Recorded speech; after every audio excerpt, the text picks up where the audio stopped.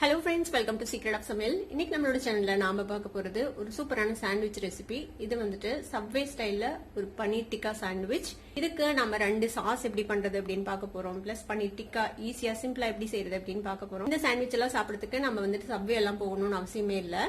வீட்லயே சூப்பரா செய்யலாம், ஈஸியா செய்யலாம். வீடியோக்குள்ள போறதுக்கு முன்னாடி நீங்க என்னோட சேனலுக்கு இப்பதான் முதல் முறையா வரீங்கன்னா வீடியோ கீழே இருக்க சப்ஸ்கிரைப் பட்டனை மறக்காம பிரஸ் பண்ணிக்கோங்க. பக்கத்துல இருக்கிற நோட்டிபிகேஷன் பெல்லையும் மறக்காம கிளிக் பண்ணிக்கோங்க. அப்பதான் ஃபியூச்சர் நோட்டிபிகேஷன்ஸ் உங்களுக்கு உடனே வந்து சேரும். சரி வாங்க வீடியோக்குள்ள போலாம். சூப்பரான இந்த பன்னீர் டிக்கா சப்வே சாண்ட்விச் எப்படி செய்யலாம்னு பார்க்கலாம். ஒரு மிக்சிங் பவுல் எடுத்துக்கோங்க. இதுல ஒரு டேபிள் ஸ்பூன் அளவுக்கு எண்ணெய் விட்டுக்கலாம். இதுல மசாலா பொடியெல்லாம் சேர்த்திலாம் என்னென்ன எடுத்து வச்சிருக்கேன் அப்படின்னு சொல்லிட்டேன். சாட் மசாலா பவுடர் 1/2 டீஸ்பூன், மல்லித்தூள், அப்புறம் மிளகுத்தூள், கரம் மசாலா பொடி, இது வந்துட்டு சீரகத்தூள், இது எல்லாமே 1/2 டீஸ்பூன், மஞ்சள் தூள் ஒரு 1/4 டீஸ்பூன், இது வந்துட்டு காஷ்மீர் சில்லி பவுடர் 1 டீஸ்பூன். இது எல்லாத்தையும் இந்த எண்ணெயில சேர்த்திக்கலாம். தேவையான அளவுக்கு உப்பு சேர்த்திக்கலாம். கொஞ்சம் கெட்டியான தயிர், ஃப்ரெஷ்ஷான தயிர் இது கொஞ்சம் சேர்த்திக்கலாம். ஒரு 1.5 டேபிள் ஸ்பூன் அளவுக்கு தயிர். இது எல்லாத்தையும் நல்லா மிக்ஸ் பண்ணிக்கோங்க. இந்த மசாலாவை நல்லா மிக்ஸ் பண்ணியாச்சு. இப்ப இதுல வந்துட்டு நான் ஒரு 100 கிராம் அளவுக்கு பன்னீர் இந்த மாதிரி சின்ன சின்ன கியூப்ஸா வெட்டி வச்சிருக்கேன். அதே மாதிரி கொஞ்சமா குடமிளகாய் அதையும் சின்ன சின்ன கியூப்ஸா வெட்டி வச்சிருக்கேன். கொஞ்சமா வெங்காயம் அதையும் கியூப்ஸா வெட்டி வச்சிருக்கேன். இது எல்லாத்தையும் இதுல சேர்த்து மிக்ஸ் பண்ணிட போறோம். இப்ப இதை நல்லா மிக்ஸ் பண்ணி விட்டுடலாம்.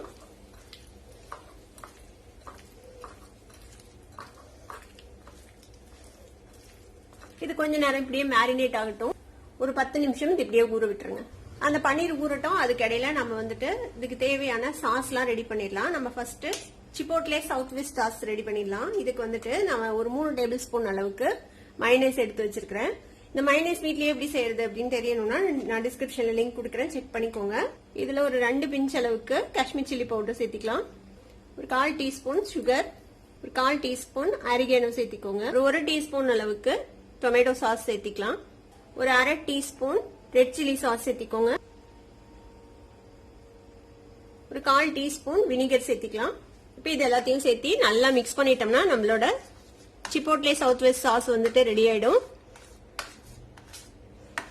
இப்ப அவ்வளவுதான், நம்மளோட சிப்போட்லே சாஸ் வந்துட்டு ரெடி ஆயிடுச்சு. இதை வந்துட்டு இந்த சாண்ட்விச்சுக்குன்னு இல்ல, நீங்க எந்த சாண்ட்விச் பண்ணாலும் யூஸ் பண்ணலாம். இல்ல இது ஒரு டிப் மாதிரி கூட யூஸ் பண்ணலாம். ஏதாவது சிக்கன், கிரில்டு சிக்கன் அந்த மாதிரி ஏதாவது ஐட்டத்துக்கு, நல்லா டீப் ஃப்ரைடு ஏதாவது சிக்கன், வெஜிடேரியன் எதுனாலும் நீங்க இந்த வச்சு தொட்டு சாப்பிடலாம். ரொம்பவே சூப்பரா இருக்கும். உங்ககிட்ட கார்லிக் பவுடர் இருந்துச்சுன்னா அது கூட ஒரு பிஞ்சு கூட சேர்த்தீங்கன்னா இன்னும் கொஞ்சம் ஃபிளவர்ஃபுல்லா இருக்கும். நான் இன்னைக்கு கார்லிக் சேர்த்தல, ஏன்னா என்னோட மயோனைஸ்லயே கார்லிக் இருக்கு, அதனால நான் சேர்த்தல. இப்போ ஒரு சாஸ் நம்ம ரெடி பண்ணியாச்சு. அடுத்ததான் நம்ம வந்துட்டு மின்ட் மயோனைஸ் சாஸ் ரெடி பண்ண போறோம். அதுக்கு வந்துட்டு நான் புதினா எடுத்து வச்சிருக்கேன். நல்லா கிளீன் பண்ணிட்டு எடுத்து வச்சிருக்கேன். ஒரு கைப்பிடி அளவுக்கு புதினா இது வந்துட்டு இதுல சேர்த்திலாம் மிக்ஸி ஜார்ல.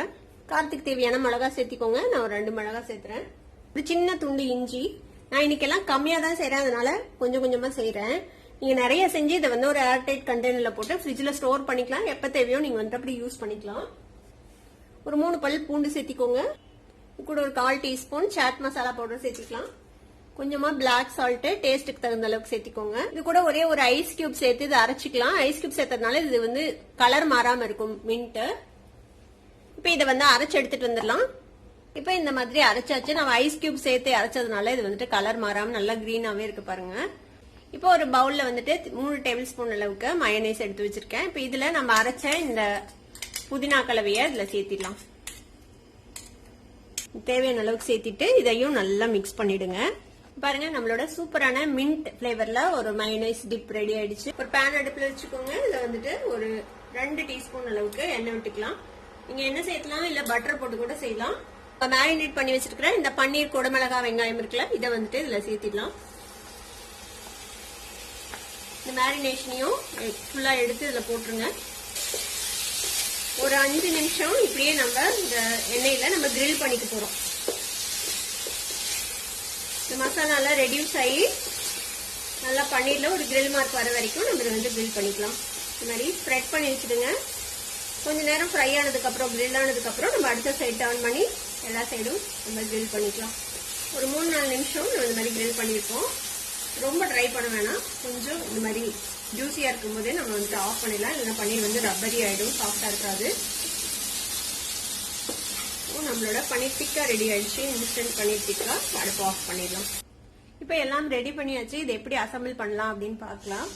இப்போ இதுக்கு வந்து நம்ம கொஞ்சம் வெஜிடபிள்ஸ் வேணும். என்னென்னு எடுத்து வச்சிருக்கேன்னா, குக்கும்பர் இந்த மாதிரி ரவுண்ட் ரவுண்டா வெட்டி வச்சுக்கோங்க. கொஞ்சமா தக்காளி அதையும் இந்த மாதிரி ரவுண்டா வெட்டி வச்சுக்கோங்க. கொஞ்சமா வெங்காயத்தை ஸ்லைஸ் பண்ணி வச்சிருக்கேன். கொஞ்சமா முட்டைக்கோஸ் அதையும் இந்த மாதிரி ஸ்லைஸ் பண்ணி வச்சிருக்கேன். நீங்க தேவைப்பட்டா குடமிளகா கூட எடுத்துக்கலாம். கலர் குடமிளகா இல்ல கிரீன் குடமிளகா எடுத்துக்கலாம். பன்னீர்ல குடமிளகா போட்டிருக்கனால தனியா ஸ்லைஸ் பண்ணல குடமிளகா.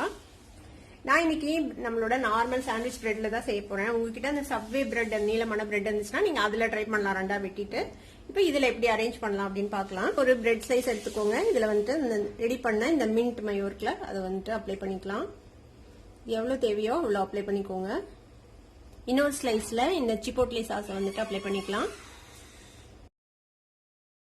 இப்போ ஒரு ஸ்லைஸ்ல இந்த கேபேஜ் நம்ம ஸ்லைஸ் பண்ணி வச்சிருக்கோம்ல, இந்த கேபேஜ் ஸ்லைசஸ் வச்சுக்கலாம். இதுக்கு மேல ஆனியன் ஸ்லைசஸ் கொஞ்சம் போட்டுக்கோங்க. இதுக்கு மேல நம்ம குக்கும்பர் வச்சுக்கலாம். இதுக்கு மேல டொமேட்டோ ஸ்லைசஸ் வச்சுக்கோங்க. இதுக்கு மேல ஒரு பிஞ்ச் ஆஃப் சால்ட் இந்த மாதிரி ஸ்ப்ரிங்கிள் பண்ணி விட்டுறலாம். இதே மாதிரி கொஞ்சமா பெப்பர் பவுடர் அதையும் இந்த மாதிரி ஸ்ப்ரிங்கிள் பண்ணி விட்டுருங்க.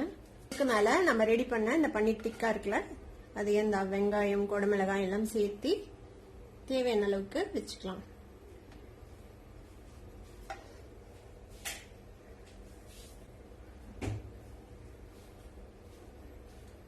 இதுக்கு மேல நம்மளோட நார்மல் மைனஸ் இருக்குல்ல, அதை வந்துட்டு கொஞ்சம் கொஞ்சம் அப்படியே ஸ்ப்ரிங்கிள் பண்ணி விட்டுருங்க.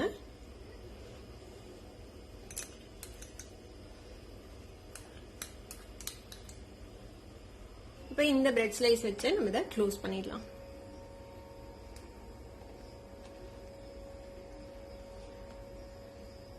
அவ்வளவுதான், நம்மளோட சூப்பரான sandwich paneer tikka sandwich subway ஸ்டைல்ல சூப்பரா ரெடி பண்ணிட்டோம். சூப்பரான பன்னீர் டிக்கா சாண்ட்விச் ரெடி ஆயிடுச்சு. கண்டிப்பா உங்க எல்லாத்துக்குமே ரொம்ப ரொம்ப பிடிக்கும். ட்ரை பண்ணி பாருங்க. ட்ரை பண்ணி பார்த்துட்டு எப்படி இருந்தது அப்படின்னு எனக்கு கமெண்ட்ஸ்ல ஃபீட்பேக் கொடுங்க. வீடியோ உங்களுக்கு பிடிச்சிருந்தா சப்ஸ்கிரைப் பண்ணுங்க. பக்கத்துல இருக்க பெல் ஐகானை கிளிக் பண்ணுங்க. அப்பதான் ஃபியூச்சர் நோட்டிபிகேஷன்ஸ் உங்களுக்கு உடனே வந்து சேரும்.